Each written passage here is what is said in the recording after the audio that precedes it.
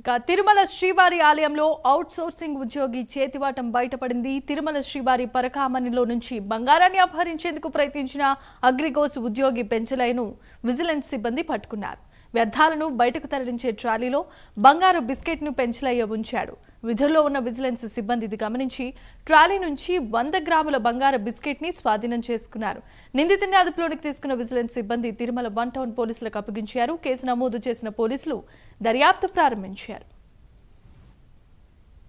అతను పెంచలయ్య అనే అతను ఒక 100 గ్రాముల కాయిన్ ట్రాలీని పుష్ చేస్తూ పైన ఆ ట్రాలీలో ఉండే పైన ఉన్న హోల్లో ఉంచి ఇన్సర్ట్ చేయడం జరిగింది. సో ఇనిషియల్గా మనకు బయటకు వచ్చి మన విజిలెన్స్ పగడ్బందీగా పరకామణిని నిరంతరము పర్యవేక్షిస్తుంటారు. దాంట్లో మనం ట్రాలీ బయటకు వచ్చినప్పుడు ఆబ్వియస్గా దాన్ని 2 రకాలుగా దాన్ని చెక్ చేస్తాము. ప్లస్ కంప్లీట్గా టాపల్ చేసి చూస్తాం ఏమైనా ఉన్నాయా అని. అప్పుడు వంచినప్పుడు దాంట్లో నుంచి 100 గ్రాముల కాయిన్ బయటపడింది. సో 100 గ్రాముల కాయిన్ బయటపడినప్పుడు మళ్ళీ వెనక్కి వెళ్ళి సీసీటీవీ ఫుటేజ్ వెతికాము, ఎవరో దాన్ని అక్కడ దాకా తీసుకొచ్చి వదిలేసి వెళ్ళిపోయారని.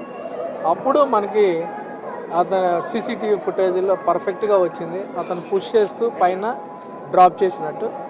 సో పూర్తి స్థాయిలో వితిన్ అవర్లోనే మేము అన్నీ కూడా డిటెక్ట్ చేసి వ్యక్తిని అలవేనంగా ఇదిని పోలీసులు వాళ్ళకి హ్యాండ్ ఓవర్ చేసి కేసు కట్టించడం జరిగింది.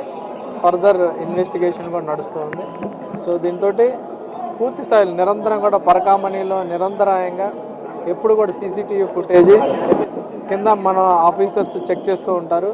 సో ఏ రకమైన ఏది అన్ని రకాలుగా కూడా చెక్ చేసి బయటకు వస్తూ ఉంటారు.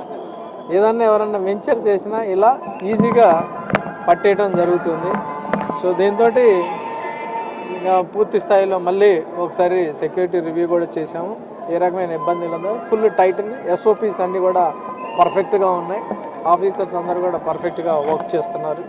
ఓం నమో వెంకటేశ్వర.